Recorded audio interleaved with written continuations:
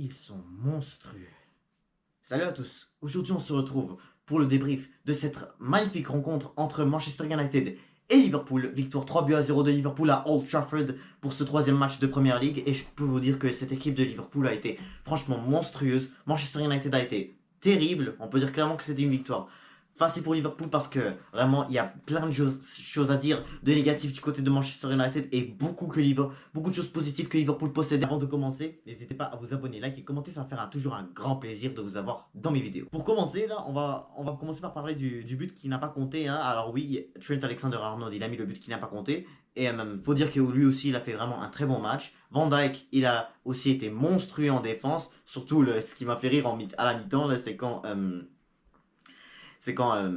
voilà, Van Dijk, je pense, Van Dijk, oui, Van Dijk, là, et je me souviens, là, parce qu'il y a des personnes qui disent que c'était Martinez qui était à terre ou Bruno, là, mais je pense que c'était Bruno Fernandes. En fait, Bruno Fernandes, je sais pas, là, il était à terre, Van Dijk, je sais pas, il lui disait quoi, lève-toi, lève-toi, arrête de rester à terre, là, c'était genre, au moment où est-ce que l'arbitre, il a sifflé la mi-temps, et voilà, les joueurs de Liverpool et de United sont partis là, pour la mi-temps. Là, pendant ce temps-là, Bruno Fernandes, je sais pas, il pleurait par terre comme il le faisait souvent. Mais en tout cas, il faut dire que Bruno Fernandes, du côté de United, là, non seulement il faisait que tomber à terre, mais aussi il a fait vraiment une performance catastrophique. Faut dire que beaucoup de joueurs de United qui ont vraiment été catastrophiques et que je sais pas, les joueurs de United veulent juste toutes les vendre. Pour commencer, je tiens à dire que d'un côté, on peut dire que clairement Liverpool commence la première ligue d'une très bonne manière. Rendu à la trêve internationale, ils n'ont toujours pas concédé de but. Après vraiment une victoire 2-0 contre Ipswich, une victoire 2-0 contre Brentford. Et là maintenant, une grosse victoire de 3-0 à Old Trafford. C'est vraiment quelque chose de pas facile à faire. Et pour de vrai, quand tu vois vraiment les matchs, vraiment quand tu vois leurs prestations qu'ils ont fait, et surtout vraiment et que tu vois vraiment surtout les erreurs qu'ils ont fait Manchester United pour vraiment laisser Liverpool marquer, hein, parce que là on peut clairement confirmer que les personnes qui ont vu cette rencontre entre Manchester United et Liverpool, que les 3 buts marqués par Liverpool ont été donnés par Manchester United, hein, et c'est ça ce qu'on va parler tout de suite. Et là quand je regarde la défense de Manchester United, je peux clairement dire que le meilleur joueur, pas juste le meilleur défenseur, mais le meilleur joueur de Manchester United, et bah, il s'agit clairement de Mazraoui, les gars. Mazraoui, là, je trouve vraiment qu'il n'y a pas quelqu'un d'autre qui a fait mieux que lui. Mazraoui, je trouve qu'il a fait vraiment un match extraordinaire. C'est lui, pas mal le seul des joueurs qui récupérait les ballons. C'est lui qui faisait des belles passes. Il perdait jamais les ballons. Je trouve que vraiment, il n'y avait pas mieux joueur que lui. Franchement, du côté défenseur, en tout cas, je trouve que Mazraoui c'était le meilleur, mais aussi dans le match au complet. Là. Parce que je dis pas ça parce que je suis marocain, mais parce que vraiment j'ai vu Mazraoui là, pour de vrai, qu'est-ce qu'il a pu proposer, et je trouve que vraiment il a été l'un des meilleurs joueurs de Manchester United sur ce début de saison. Franchement, il a fait une magnifique passe à Amad Diallo quand ils ont affronté Brighton. Et, euh, et aussi, là, franchement, là, quand tu vois juste Mazraoui, qu'est-ce qu'il propose pour le club, c'est ça ce qui fait qu'il il fait vraiment un excellent début de saison pour Manchester United, en même temps que voilà, Man United au final, c'est clairement un début de saison horrible maintenant. Jusqu'à maintenant, là, Man United, ils sont en ce moment à une victoire et 2 défaites. Et là, en tout cas, là, ça sent vraiment mal cette histoire pour cette équipe. Là.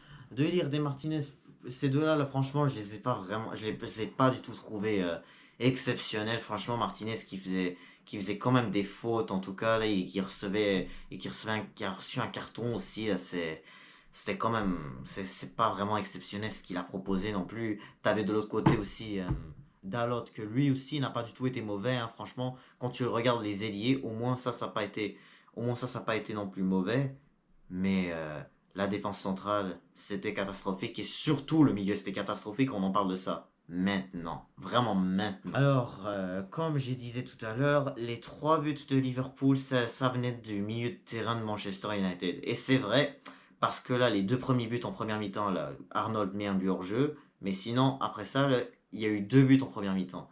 Et ces 2 buts-là ont été marqués par Luis Diaz. Faut dire que Luis Diaz, déjà, il a été exceptionnel du côté de Liverpool. On va parler de l'attaque après, des deux équipes, là. Mais en tout cas, les 2 buts venaient de qui? Casemiro. Casemiro, qu'est-ce qu'il faisait dans ce match-là? Direct avant la deuxième mi-temps, il est sorti du match. Il est sorti du match, il a que joué la première mi-temps et il a donné les 2 buts à Luis Diaz. Luis Diaz, lui, il avait marqué ses deux buts pour Liverpool. Alors, le premier but de Liverpool, ça venait d'une perte de balle de Casemiro, comme je disais. Et voilà, c'était une perte de balle. Il l'a passé à Gravenberch. Gravenberch qui a été aussi un excellent joueur pour Liverpool. Il remontait bien les ballons. Et là, qu'est-ce qu'il a fait lors de ce premier but? C'est que voilà, il avait le ballon, il l'a passé à Mohamed Salah. Et Mohamed Salah a fait vraiment un assist exceptionnel dans ce match-là. Mohamed Salah, il avait deux assists et un but. Et Luis Diaz l'a mis dans les filets. Le deuxième but, ça venait d'une passe de Mazraoui. Et il l'a donné à Casemiro. Casemiro l'a pris. Et là, Luis Diaz l'a repris de Casemiro. En fait, il l'a passé il a perdu la balle, il l'a passé à McAllister. Et McAllister l'a repassé à Diaz. Il l'a repassé à Mohamed Salah. Mohamed Salah lui a fait la passe décisive et il l'a mis. C'était un magnifique but d'ailleurs, celui de Luis Diaz. Mais faut dire que encore une fois, c'était deux erreurs qui a clairement coûté cher pour Manchester United.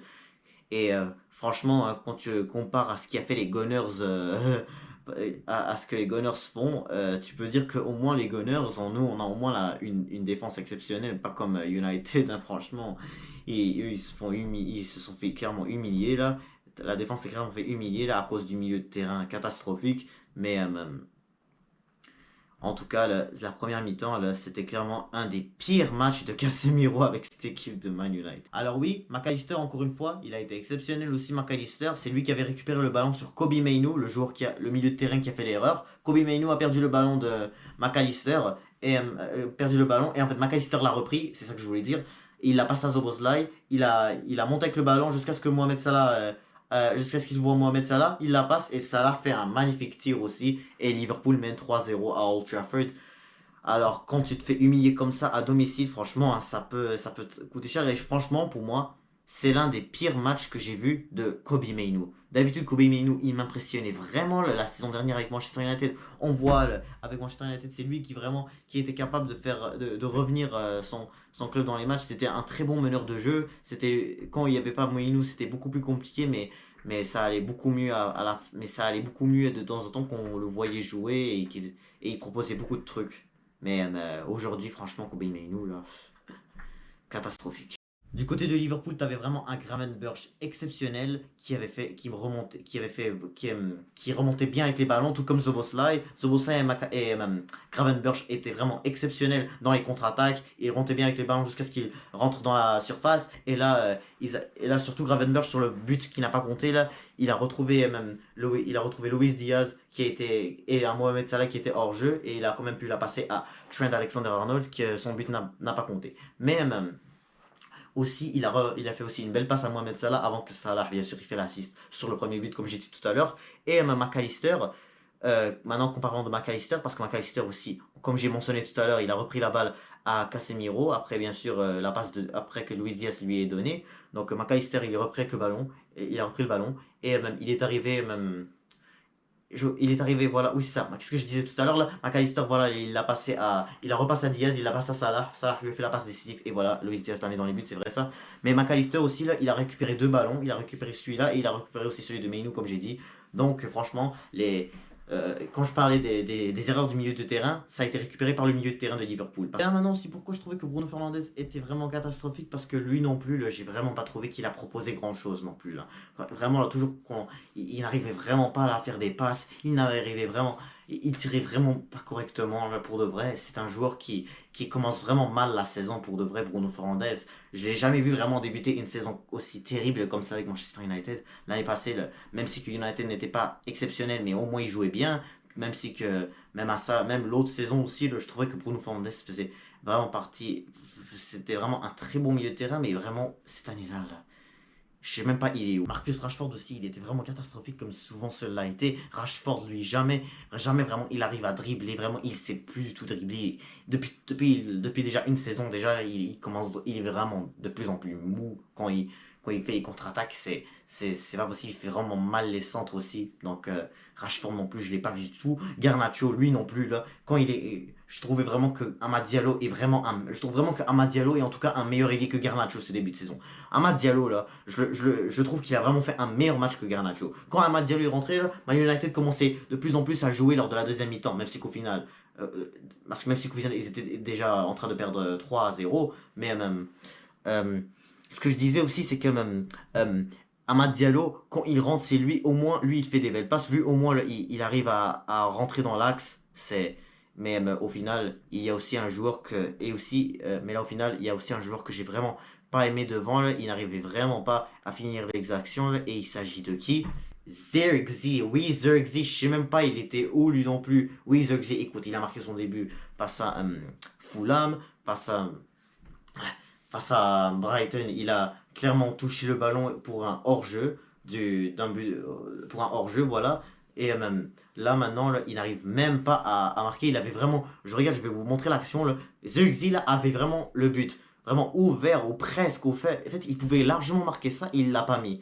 Mais là, beaucoup de personnes l'ont pas critiqué parce qu'au final, il restait qu'il était un bon joueur quand même. Mais au final, comment tu peux rater ça, franchement? Alors, même pas besoin de parler de l'attaque de Liverpool, elle était exceptionnelle. Luis Diaz, 2 buts, deux buts, voilà. Mohamed Salah, 2 passes décisives et un but. Donc franchement, lui, c'était clairement c'était vraiment un joueur exceptionnel, Mohamed Salah. Diogo Jota, franchement, j'ai rien à dire aussi, même si qu'au final, il n'a pas pu faire grand chose dans l'attaque, mais ça reste je trouvais que moi, Gakpo, c'était un meilleur joueur quand il est rentré là, mais Jota, en même temps, faut pas non plus sous-estimer, c'est un joueur qui devrait même commencer titulaire, parce que moi, je trouve que Gakpo, quand il est titulaire, c'est un peu moins mieux, mais Jota, je trouve que c'est mieux, et vraiment, mais même à ça, je trouve que Jota aussi a vraiment bien proposé des choses pour Liverpool. Et je vous dis les gars, Jota là, c'est quand il est là, ça, c'est quand même un joueur qui fait beaucoup plus bouger Liverpool. L'année passée, là, quand Jota ne commençait pas les matchs, c'était un peu plus compliqué. Mais Jota là, ça reste que même si il n'a pas marqué, il faut quand même qu'on dise que c'est un bon joueur. Et là maintenant, Eric Ten Hag, excusez-moi, il dit dans sa conférence de presse comme quoi il n'est pas Harry Potter. Mais, ok, t'es pas Harry Potter, mais ça reste que t'es toujours un coach aussi horrible. Franchement, quand il est là, ok, peut-être beaucoup de personnes peuvent dire que c'est pas de sa faute, mais au final, c'est pas un coach. Ok, peut-être il t'a fait gagner déjà 2 trophées avec Manchester United, mais ça reste, c'est même pas un coach c'est même pas un coach, il est mou dans sa tête un peu Eric Ten Hag. C'est pas comme tu vois des Pep Guardiola, des Mourinho, des Klopp et tout, c'est des entraîneurs voilà, qui te regardent comme ça, qui te, re- qui te regardent comme ça, là, voilà, qui sont capables de vraiment être durs et être sérieux dans son visage pour vraiment jouer des matchs. Les 8, Ten Hag, il est là juste comme ça. Il dit rien. Il dit rien dans les matchs, il est là comme ça, là. Au pire, il peut faire quelques signes des fois, mais même à ça, Ten Hag, c'est un coach aussi mauvais. De l'autre côté, tu as un autre Hollandais qui s'appelle Arne Slot. Mais comme il est incroyable, il commence vraiment la saison avec Liverpool. C'était pas vraiment quelque chose que je m'attendais quand je pensais à l'autre saison 2022-2023 lorsque Sadio Mane a quitté Liverpool. Euh, faut dire que faut dire que c'était difficile le début de saison avec son Sadio Mane. Je me suis dit peut-être que ça allait être la même chose, mais Arne Slot, je le connaissais même pas et franchement, il est exceptionnel ce début de saison. Et franchement, Liverpool, c'est une équipe monstrueuse. Et il va falloir vraiment faire attention à cette équipe. Parce que moi, là, après ce que j'ai vu hier face à Brighton, je peux pas du tout être satisfait. Bah voilà, au final, il faut pas oublier que c'était aussi un peu de la faute de l'arbitre. Mais faut dire que aussi, Liverpool, Brighton ont fait aussi un très bon match d'un côté. Et là, je pense que Liverpool peut, peut nous faire pareil si voilà, on se fait encore une fois voler comme ça, faut pas oublier. Mais bref, on va pas revenir au match de hier, là, mais peu importe, ça reste que voilà, on a fait match nul, Liverpool a gagné, bah, c'est bon, machallah, ça reste qu'on est toujours dans le top 4 là, on peut toujours se rattraper lors des prochains matchs, surtout qu'on aura des matchs difficiles après. Liverpool, en fait, ils auront Nottingham Forest à domicile, ils auront ils auront, excusez-moi, AC Milan à l'extérieur, ils auront Bournemouth à domicile, voilà, et Wolves à l'extérieur. Et voilà, avant la prochaine trêve internationale de octobre, ils auront toujours Bologne à domicile et Crystal Palace à l'extérieur. Mais en tout cas, là, on voit que vraiment Liverpool peut largement remporter tous ces rencontres-là. Et surtout, là, imaginez s'ils ne concèdent toujours pas de but. Vraiment, Masha'Allah, ils peuvent vraiment comme remporter cette première ligue pour une première fois depuis 2020.